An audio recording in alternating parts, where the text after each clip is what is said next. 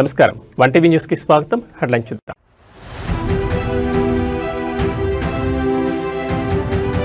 Health పాలసీపై stake Telangana high court నిరాకరణ. ఇది కేవలం విధానపరమైన ప్రకటనేనన్న ప్రభుత్వ వాదనతో ఏకీభావం.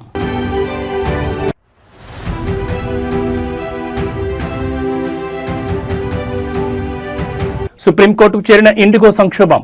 1000కి పైగా ఇండిగో విమానాలు రద్దు కావడంపై పిల్.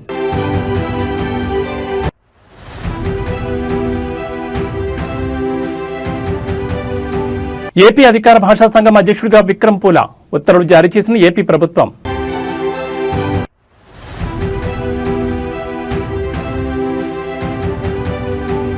దేశవ్యాప్తంగా 1000 విమానాలు రద్దు. ఇండిగోపై ప్రయాణికుల తీవ్ర ఆగ్రహం.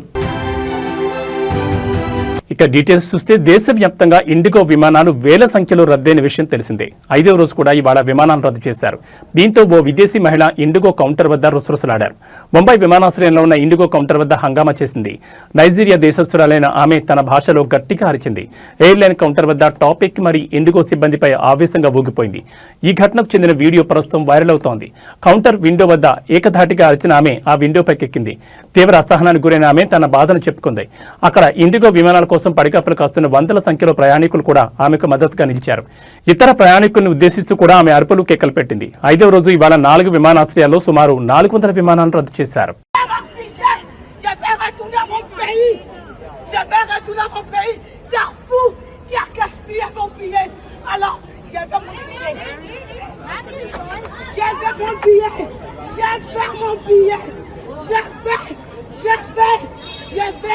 Je vais retourner en France. Je vais retourner en France. Je vais mon billet. Tout le monde, ils ont tout cancellé. Ils ont tout cancellé. Quand ils cancellent, il faut occuper des gens. Il faut occuper des gens. Il n'y a rien à manger. Il n'y a rien à dormir. Je vais mon billet. తెలంగాణలో BC రిజర్వేషన్ల విషయంలో కాంగ్రెస్ ప్రభుత్వం మోసం చేసిందని ఆరోపిస్తూ ఆత్మత్యాగం చేసుకున్న యువకుడు సాయి ఈశ్వర్ మృతి పట్ల బీఆర్ఎస్ పార్టీ నాయకులు తీవ్ర సంతాపం వ్యక్తం చేశారు. బీఆర్ఎస్ వర్కింగ్ ప్రెసిడెంట్ కేటీఆర్తో పాటు ఇతర బీఆర్ఎస్ నాయకులు మౌనం వహించి అమరుడైన సాయి ఈశ్వర్ ఆత్మకు శాంతి చేకూరాలని నివాళులర్పించారు. కాంగ్రెస్ ప్రభుత్వం బీసీ రిజర్వేషన్ల పేరుతో మోసం చేసిందని బీఆర్ఎస్ నాయకులు ఈ సందర్భంగా తీవ్రంగా ఆరోపించారు. బీసీ రిజర్వేషన్ల కోసం పోరాడుతూ ప్రాణత్యాగం చేసిన యువకుడు సాయి ఈశ్వర్ త్యాగాన్ని వారు గుర్తు చేసుకున్నారు.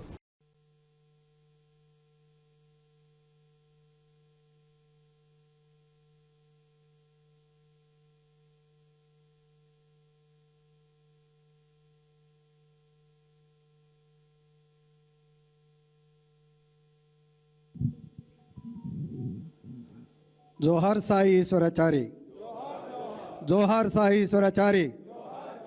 సాధిస్తాం ఈశ్వరాచారి ఆశయాలను. Thank you. మండలి వెంకటకృష్ణారావు అధికార భాషా సంఘం నూతన అధ్యక్షుడిగా పి. త్రివిక్రమరావు నియమితులయ్యారు. ఈ మేరకు ఏపీ ప్రభుత్వం అధికారికంగా ఉత్తర్వులు జారీ చేసింది. ఆయన ఈ పదవిలో 2 ఏళ్ల పాటు కొనసాగుతారని ప్రభుత్వం తన ఉత్తర్వుల్లో స్పష్టం చేసింది. ఈ నియామకంతో పాటు అధికార భాషా సంఘం నిర్వర్తించాల్సిన కీలక బాధ్యతలను, కార్యాచరణను కూడా ప్రభుత్వం స్పష్టంగా నిర్దేశించింది. రాష్ట్ర ప్రభుత్వం నిర్వహించే అధికారిక కార్యక్రమాల్లో ఆంగ్ల భాష వాడకాన్ని నియంత్రించి తెలుగు వినియోగాన్ని ప్రోత్సహించడానికి అవసరమైన చర్యలు చేపట్టాలని సూచించింది. ప్రభుత్వ కార్యాలయాలు, ప్రభుత్వ రంగ సంస్థల్లో తెలుగు వాడకం ఏ స్థాయిలో ఉందో తనిఖీలు చేసే అధికారాన్ని సంఘానికి కల్పించింది. తనిఖీల అనంతరం సంబంధిత అధికారులకు తగిన సూచనలు ఇవ్వాలని పేర్కొంది. తెలుగు భాష వినియోగంలో సాధించిన ప్రగతిని ఎప్పటికప్పుడు సమీక్షించాలని, అధికార భాషా అభివృద్ధికి అవసరమైన సిఫార్సులతో ప్రభుత్వానికి నివేదికలు సమర్పించాలని కూడా ప్రభుత్వ ఉత్తర్వుల్లో వివరించింది.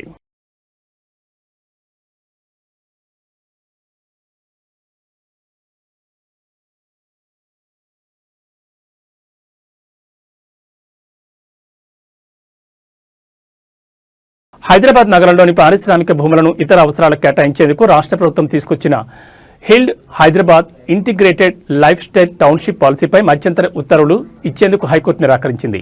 ఇది కేవలం విధానపరమైన ప్రకటన మాత్రమేనని, ఇంకా ఎలాంటి చర్యలు ప్రారంభించలేదని అడ్వకేట్ జనరల్ సుదర్శన్ రెడ్డి కోర్టుకు వివరించడంతో ధర్మాసనం ఈ మేరకు నిర్ణయం తీసుకుంది. హిల్డ్ పాలసీపై కౌంటర్ దాఖలు చేయాలని కేంద్ర రాష్ట్ర ప్రభుత్వాలకు నోటీసులు జారీ చేస్తూ తదుపరి విచారణను ఈ నెల 29కి వాయిదా వేసింది. ప్రభుత్వం నవంబర్ 22 జారీ చేసిన జీవో 27 హెచ్ఎండిఏ చట్టానికి, మాస్టర్ ప్లాన్ కు విరుద్ధంగా ఉందని ఆరోపిస్తూ professor K. Purushottam Reddy, Prajashanti party అధ్యక్షుడు కెఏ పాల్ వేర్వేరుగా ప్రజా ప్రయోజన వ్యాజ్యాలు దాఖలు చేశారు. ఈ పిటిషన్లపై జస్టిస్ శ్యామ్ కోసి, జస్టిస్ చలపతిరావులతో కూడా ధర్మాసనం విచారణ చేపట్టింది. పిటిషనర్ల తరపున సీనియర్ న్యాయవాది కె వివేక్ రెడ్డి వాదిస్తూ పారిశ్రామిక భూములను నివాస వాణిజ్య సముదాయాలకు కేటాయించడం నిబంధనలకు విరుద్ధమన్నారు. దీనిపై స్టే విధించకపోతే ప్రభుత్వం దరఖాస్తుల స్వీకరణ ప్రారంభించే ప్రమాదం ఉందని ఆందోళన వ్యక్తం చేశారు. అయితే అడ్వకేట్ జనరల్ సుదర్శన్ రెడ్డి ఈ వాదాలను తీవ్రంగా వ్యతిరేకించారు. హైదరాబాద్ను గ్రీన్ సిటీగా మార్చే లక్ష్యంతోనే కాలుష్య పరిశ్రమలను నగరం వెలుపలికి తరలించేందుకు ఈ పాలసీని తెచ్చామని తెలిపారు. బాలనగర్, కూకట్పల్లి, కాటేదాన్ ప్రాంతాల్లో కాలుష్యంతో ప్రజలు తీవ్ర ఇబ్బందులు పడుతున్నారని కోర్టు దృష్టికి తీసుకెళ్లారు. ఇది కేవలం విధానపరమైన నిర్ణయమని, హెచ్ఎండిఏ చట్టం ప్రకారమే ప్రజల నుంచి అభ్యంతరాలు స్వీకరించి మాస్టర్ ప్లాన్ను సవరిస్తామని, అందుకింకా సమయం ఉందని స్పష్టం చేశారు. ఏజీ వాదనలతో ఏకీభవించిన ధర్మాసనం మధ్యంతర ఉత్తర్వులకు నిరాకరిస్తూ విచారణను వాయిదా వేసింది.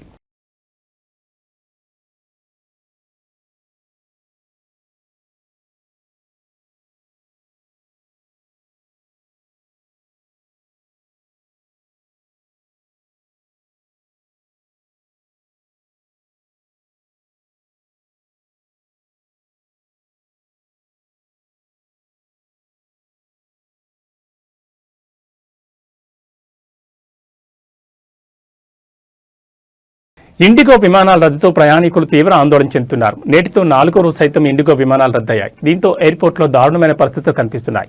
హైదరాబాద్ ఎయిర్పోర్ట్ అయితే రైల్వే స్టేషన్ తలపిస్తోంది. రైల్వే స్టేషన్లో ప్రయాణికుల రద్దీ ఎలా ఉంటుందో, బ్యాగులు ఎక్కడ పడితే అక్కడ ఎలా ఉంటాయో అలాంటి గందరగోళ పరిస్థితి దర్శనమిస్తోంది. ఎయిర్పోర్ట్ కిక్కిరిసిపోవడంతో ప్రయాణికులు తీవ్ర ఇబ్బందులు పడుతున్నారు. ఇక హైదరాబాద్ ఎయిర్పోర్ట్లో ఇప్పటికీ 69 ఇండిగో విమానాలు రద్దయినట్లు సమాచారం. కేవలం హైదరాబాద్ మాత్రమే కాకుండా ముంబై, ఢిల్లీ, చెన్నై సహా పలు ఎయిర్పోర్ట్లలో ఇలాంటి పరిస్థితులే కనిపిస్తున్నాయి. కొన్ని చోట్ల ప్రయాణికులు ఇండిగో సిబ్బందిపై తీవ్ర ఆగ్రహం వ్యక్తం చేస్తున్నారు. ఇక నేడు దేశవ్యాప్తంగా దాదాపు 1000 విమానాలు రద్దయినట్టు తెలుస్తోంది. పరిస్థితిని సాధారణ స్థితికి తీసుకొచ్చేందుకు ఇండిగో ప్రయత్నిస్తోంది. కొన్ని విమానాలను ఆలస్యంగా నడిపే ప్రయత్నం చేస్తోంది.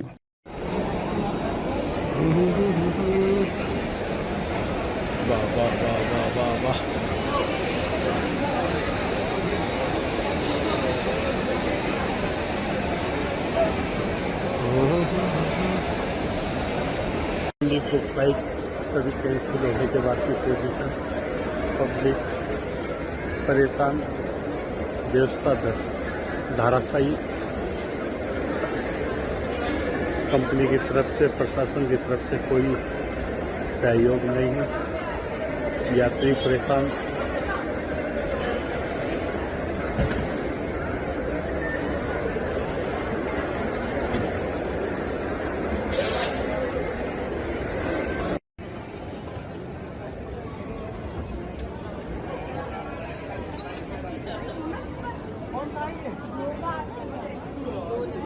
ప్రముఖ విమానయాన సంస్థ ఇండిగోలో నెలకొన్న సంక్షోభంపై సుప్రీంకోర్టులో పిటిషన్ దాఖలైంది. గత కొన్ని రోజులుగా 1000కి పైగా విమానాలను ఇండిగో రద్దు చేయడంతో ప్రయాణికులు తీవ్ర ఇబ్బందులు ఎదుర్కొంటున్నారని, ఈ విషయంలో తక్షణమే న్యాయస్థానం జోక్యం చేసుకోవాలని పిటిషన్లో పేర్కొన్నారు. IndiGo all passengers and another పేరుతో న్యాయవాది నరేంద్ర మిశ్రా ఈ పిటిషన్ దాఖలు చేశారు. విమానాల రద్దు, తీవ్ర జాప్యం కారణంగా ప్రధాన విమానాశ్రయాల్లో మానవతా సంక్షోభం తలెత్తిందని ఆ పిటిషన్లో పేర్కొన్నారు. వృద్ధులు, పసిపిల్లలు, అనారోగ్యంతో ఉన్నవారితో సహా వేలాది మంది ప్రయాణికులు ఆహారం, నీరు, విశ్రాంతి సౌకర్యాలు లేక తీవ్ర ఇబ్బందులు పడ్డారని ఆవేదన వ్యక్తం చేశారు. ఇది పౌరులు జీవించే హక్కు ఆర్టికల్ 21కు తీవ్ర విఘాతం కలిగించడమేనని తెలిపారు. పైలట్ల కోసం కొత్తగా ప్రవేశపెట్టిన విమానం డ్యూటీ సమయ పరిమితి నిబంధనల అమల్లో ప్రణాళిక లోపం వల్లే ఈ అంతరాయాలు ఏర్పడ్డాయని ఇండిగో బహిరంగంగా అంగీకరించింది. అయితే ఈ మార్పులను ముందుగా అంచనా వేసి తగిన చర్యలు తీసుకోవడంలో ఇండిగోతో పాటు డీజీసీఏ కూడా విఫలమయ్యాయని పిటిషన్లో ఆరోపించారు. ఈ సంక్షోభాన్ని ఆసరాగా చేసుకుని కొన్ని కీలక మార్గాల్లో టికెట్ ధరలను 50,000 వరకు పెంచి ప్రయాణికులను బందీలుగా మార్చారని పిటిషన్లో పేర్కొన్నారు. ఈ అంశంపై అత్యవసరంగా విచారణ చేపట్టేందుకు ప్రత్యేక ధర్మాసనాన్ని ఏర్పాటు చేయాలని కోరారు. విమానాల రద్దు వల్ల చిక్కుకుపోయిన ప్రయాణికులకు ఇతర విమానాల్లో లేదా రైళ్లలో ఉచితంగా ప్రత్యామ్నాయ ఏర్పాట్లు చేసేలా ఇండిగోను ఆదేశించాలని అభ్యర్థించారు. అలాగే డీజీసీఏ పౌర విమానయాన మంత్రిత్వ శాఖ సమగ్ర నివేదిక సమర్పించేలా ఆదేశాలు జారీ చేయాలని ఆ పిటిషన్లో కోరారు.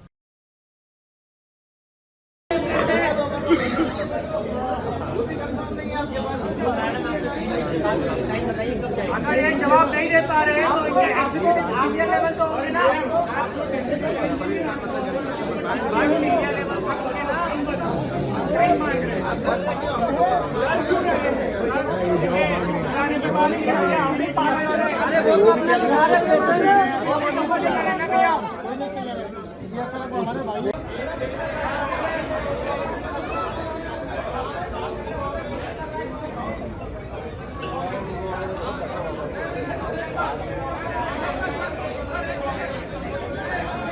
मेरे जैसे अपने भाई को पंजाब को दिखाने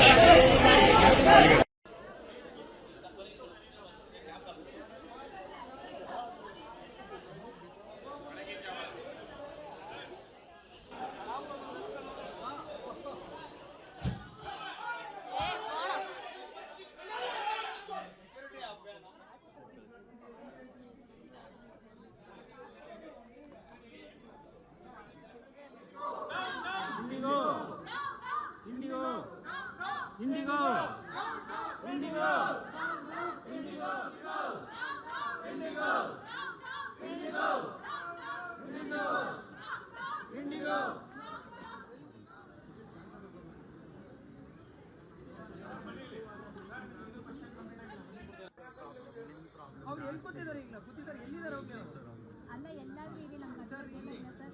ಇವಾಗ ಆಲ್ಟರ್ನೇಟಿವ್ ನಮ್ಗೆ ಅಟ್ಲೀಸ್ಟ್ ಬೇರೆ ಫ್ಲೈಟ್ ಆದರೂ ಅರೇಂಜ್ ಮಾಡ್ತಾರೆ. ಅಲ್ಲ ಕನ್ನಡಿಗೆ ಟಿಕೆಟ್ ಬೇಕು, ಕನ್ನಡಿಗೆ ದುಡ್ಡು ಬೇಕು, ಕನ್ನಡ ಏರ್ಪೋರ್ಟು ಬೇಕು, ಮತ್ತೆ ಕನ್ನಡ ಬರೋದಿಲ್ಲ. ಮಾಡಿ ಹಿಂದಿಗೂ ಎಲ್ಲ ಒಂದು ನೀಚ ಕಳಪೆ. తెలంగాణ ప్రభుత్వం నిర్వహించనున్న తెలంగాణ రైజింగ్ 2047 గ్లోబల్ సమ్మిట్ కు రావాలని కేంద్ర మంత్రి బండి సంజయ్ను మంత్రి పొన్నం ప్రభాకర్ ఆహ్వానించారు. ఇవాళ కరీంనగర్ జిల్లా కేంద్రంలో చైతన్యపురి మహాశక్తి ఆలయంలో బండిని కలిసిన పొన్నం అధికారికంగా ఆహ్వానం అందజేశారు. హైదరాబాద్లోని భారత్ ఫ్యూచర్ సిటీలో ఈ నెల 8-9 తేదీల్లో ప్రతిష్టాత్మకంగా నిర్వహిస్తున్న ఈ ఈవెంట్కు రావాల్సిందిగా కోరారు. ఈ సందర్భంగా మాట్లాడిన పొన్నం ప్రభాకర్ రాజకీయాలకు అతీతంగా అన్ని పార్టీలు అభివృద్ధిలో భాగస్వామ్యం కావాలన్నారు. దేశంలో తెలంగాణను అగ్రగామిగా నిలుపుతామని చెప్పారు. గడిచిన 10 ఏళ్లలో తెలంగాణ ఆర్థికంగా వెనుకబడిందని, తెలంగాణ అభివృద్ధికి కేంద్రం సహకరించాలని అన్నారు. కేంద్ర ప్రభుత్వం అన్ని రాష్ట్రాలను సమానంగా చూడాలన్నారు.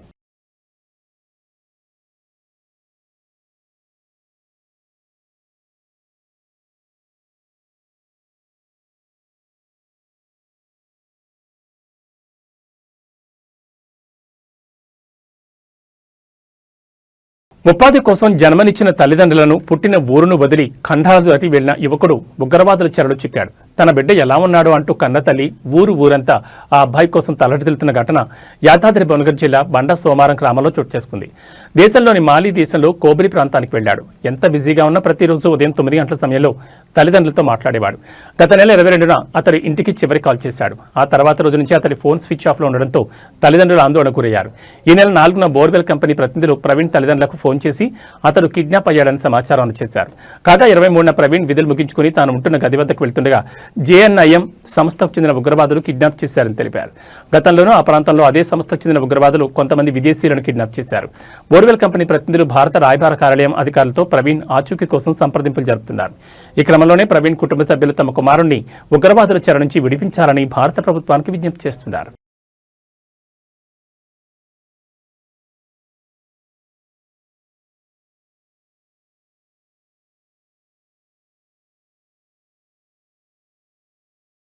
బాపట్ల జిల్లా మార్టూరులో ఆర్టీసీ డ్రైవర్ అంజయ్ అప్రమత్తతో పెను ప్రమాదం తప్పింది. జాతీయ రహదారిపై వెళ్తున్న గుంటూరు 2 ఆర్టీసీ డిపోకు చెందిన బస్సు స్టీరింగ్ పట్టుకోపోవడంతో పోలీస్ స్టేషన్ ఎదురుగా అదుపు తప్పి రోడ్డుపై అడ్డదిడ్డంగా వెళ్తుండగా వెనుక వస్తున్న లారీ ఢీకొట్టింది. డ్రైవర్ ప్రయాణికులను అప్రమత్తం చేయడంతో కిటికీ పక్కన కూర్చున్న ప్రయాణికులు స్వల్ప గాయాలతో బయటపడ్డారు. అందరూ క్షేమంగా బయటపడడంతో అంతా ఊపిరి పీల్చుకున్నారు.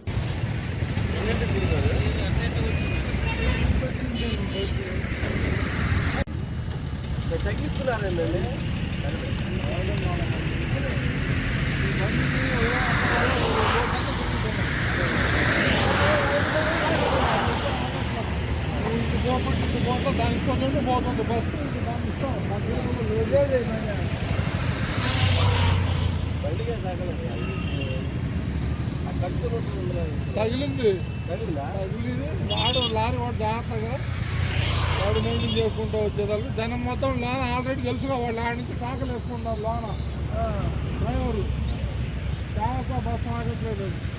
వాళ్ళు నుంచి పక్క అందరూ ఆ పక్క పోయి ఉంటారు. అది ఒక్క సైడ్ వెళ్ళిపోయారు. కూర్చొని లేరు వాళ్ళు, కూర్చొని ఉంటే తగులుతుంది. వదిలేసింది కదా, మన చదువు కంట్రోల్ లేదు. బ్రేక్ కొట్టుకుంటూ వస్తే డేవర్ వచ్చి ఆగింది. ఏ డిపో బండి అండి? Guntur 2 depot. Guntur 2 depot. So ఎవరికైనా దెబ్బలు లేవుగా? అసలు ఎవరికి వెళ్ళి బండి మార్పులు కూడా ఏం లేదు, చిన్నగా డామేజ్. మీ పేరండి? MS నారాయణ. MS నారాయణ.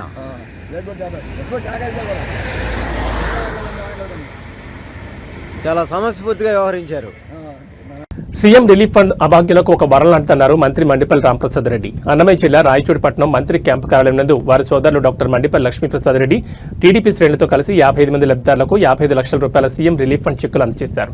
కూటమి ప్రభుత్వం అధికారంలోకి వచ్చినప్పటి నుంచి రాయచూటి నియోజకవర్గంలో సుమారు 7,50,00,000 రూపాయల చెక్కులను లబ్ధిదారులకు అందజేశామన్నారు. పేద బడుగు బలహీన వర్గాల ఆశాజ్యోతి డాక్టర్ బిఆర్ అంబేద్కర్ అన్నారు. ఆయన వర్ధంతి సందర్భంగా క్యాంపు కార్యాలయంలో చిత్రపటానికి పూలమాలలు వేసి నివాళులర్పించారు మంత్రి మండిపల్లి రామప్రసాద్ రెడ్డి.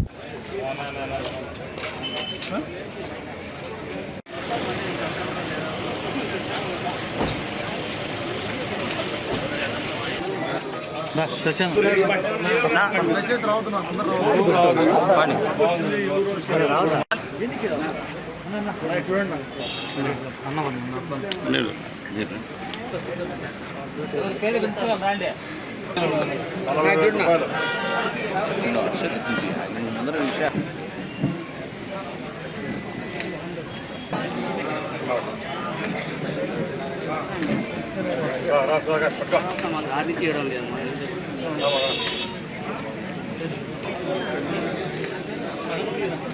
ఈ అకౌంట్లో వేసుకోవాలి బ్యాంకులో.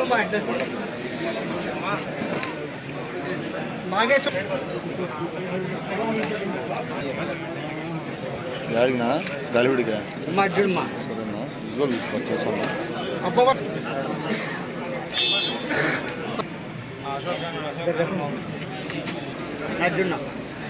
పందుకుంటా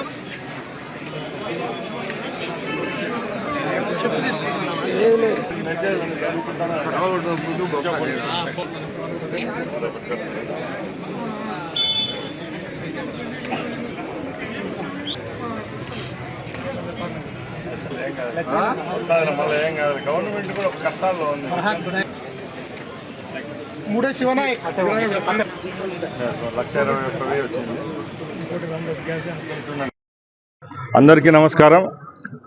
ఈరోజు గౌరవ ముఖ్యమంత్రి నారా చంద్రబాబు నాయుడు గారు ప్రవేశపెట్టిన ఏదైతే సీఎంఆర్ఎఫ్ ఉందో దాని ద్వారా రాష్ట్ర వ్యాప్తంగా లక్షలాది మంది అభాగ్యులకు మంచి జరుగుతూ ఉంది.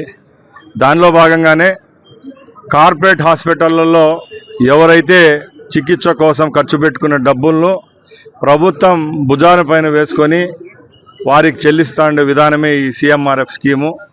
కూటమి ప్రభుత్వం ఏర్పాటైన తర్వాత 4వ పర్యాయం చంద్రబాబు నాయుడు గారు ముఖ్యమంత్రి అయిన తర్వాత ఎక్కడ పేదవాడు అనేవాడు కష్టపడకూడదు, ఆరోగ్యపరంగా ఏ సమస్యలు ఎత్తినా కూడా ఈరోజు మొట్టమొదటిగా గ్రామీణ స్థాయి నుంచి జిల్లా కేంద్రాల వరకు హాస్పిటల్ గవర్నమెంట్ పరిధిలో పనిచేస్తున్నాయి.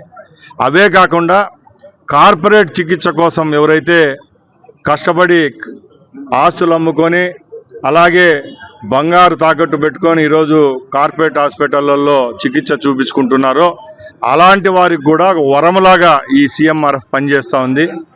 దానిలో భాగంగా ఈరోజు మన రాయచోటి నియోజకవర్గంలో సుమారు ఒకే రోజు 50 లక్షల రూపాయల చెక్కులు అందించడం జరిగింది. ఇప్పటికే ఈ 16 నెలల్లోనే సుమారుగా 7,50,00,000 రూపాయలు కేవలం ఓన్లీ రాయచోటి నియోజకవర్గంలో ఉన్న పేదవారి కోసమే ఇచ్చామంటే ఒకసారి గుర్తుపెట్టుకోవాలా.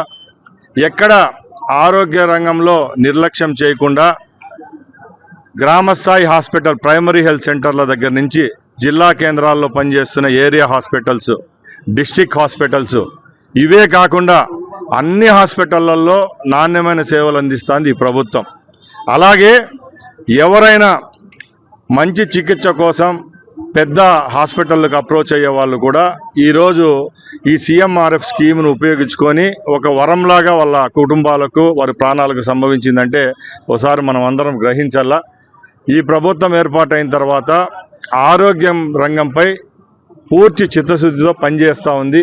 ముఖ్యంగా మన రాయచోటి ప్రాంతంలో ఎవరైతే ఈరోజు బెంగళూరు, తిరుపతి, హైదరాబాద్, విజయవాడకు పోయి వారి యొక్క ఆరోగ్యం కోసం బయట హాస్పిటళ్లలో చూపించుకొని అక్కడ బిల్లులు చెల్లించలేక కష్టపడుతున్నారో అలాంటి వాళ్ళకు కూడా ప్రభుత్వం చేయూతనిస్తూ సుమారుగా వాళ్ళు ఖర్చును పెట్టిన డబ్బులో 70% రీఇంబర్స్మెంట్ చేస్తూ ఉందంటే ఇది కేవలం ఈ ప్రభుత్వానికి చంద్రబాబు నాయుడు గారికి దక్కుతుందని తెలియజేసుకుంటూ ఇవి ఈ బులెటిన్ విశేషాలు. మరో బులెటిన్లో మళ్ళీ కలుసుకుందాం. నమస్కారం.